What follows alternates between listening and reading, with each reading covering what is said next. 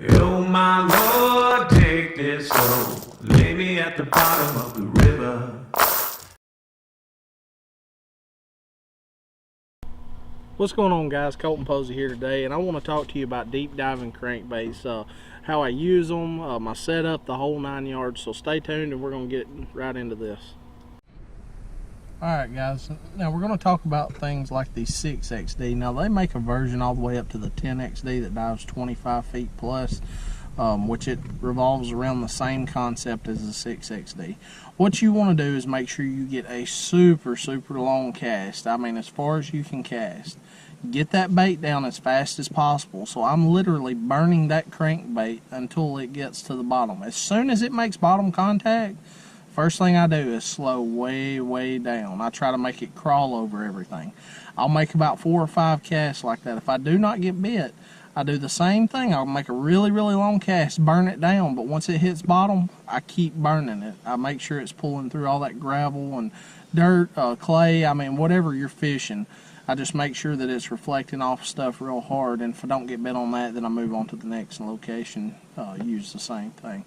But this is for depths anywhere from 15 to, which I use 12-pound fluorocarbon, so it'll go down to about 23-24 foot. So the 6XD is a great versatile crankbait for any type of deep water fishing, rocks, clay points, anything like that.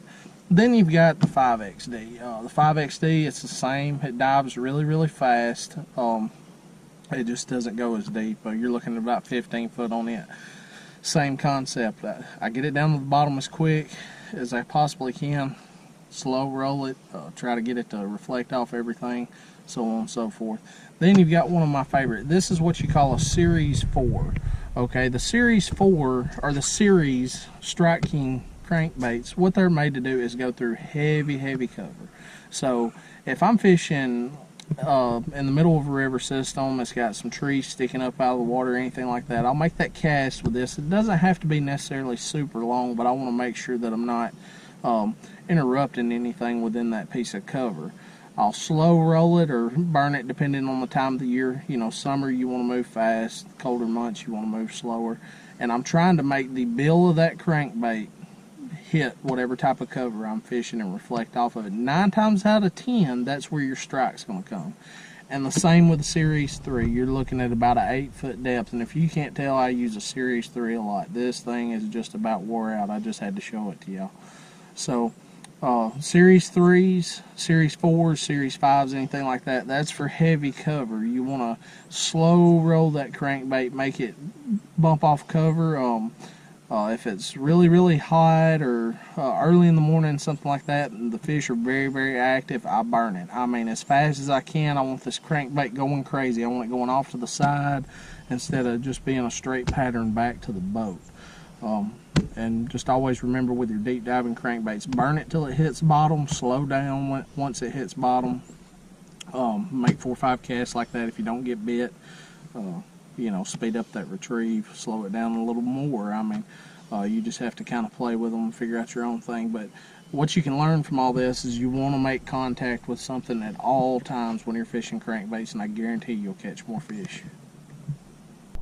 Alright guys, so now I'm going to talk about the most important thing, and that's my setup. The first thing that I want is a loose speed spool. I want it to hold a lot of line for them extra long casts. And the gear ratio, this is one of the most important things to me. I don't want a high speed gear ratio, and I don't want one that's super slow. I want something kind of in between. That's the reason I choose a 6/4 to 1. The reason is, if I want to speed it up, I just reel faster. If I want to slow it down, I just slow down. So it's real simple. It helps me with a long extra cast speed. I can speed it up, slow it down, whatever I need to do. And the biggest thing is the rod. I want something that when my crankbait gets down there to the bottom, or the piece of cover that I'm hitting, I want to be able to feel everything. I want to know for sure that it's a bite before I set the hook if I possibly can. And the way I do that is with the Impulse Energy rod. It is a 7-foot cranking rod, specifically designed for crankbaits and hard baits, really any kind of hard baits. But what this is a glass graphite composite rod. What that means is the backbone right here is super stiff, but the tip of this rod is super flimsy. And what that does, when I go to set the hook, when this rod loads up, and those fish hit and I go to set the hook, the rod's not super stiff where I can jerk the hooks out of its mouth. If I got a super stiff rod, a lot of times what happens, they'll short bite it. When they short bite it and you set the hook, you'll jerk it right out of their mouth. I want them to be able to grab it, and then when I go to set the hook, I want to be able to drive that hook. But a lot of times when those fish go to running and I start reeling, they'll set the hook on themselves. So try that out. If you're using a rod that is super stiff, get on impulserods.com and check out the Energy series. You can go to Technique Specific and check out the crankbait rods. This is an Energy series. They also got the Zell Roller and Randy Haynes. Check them out. Great prices, great product. So that's my setup for deep diving crankbaits. We appreciate you.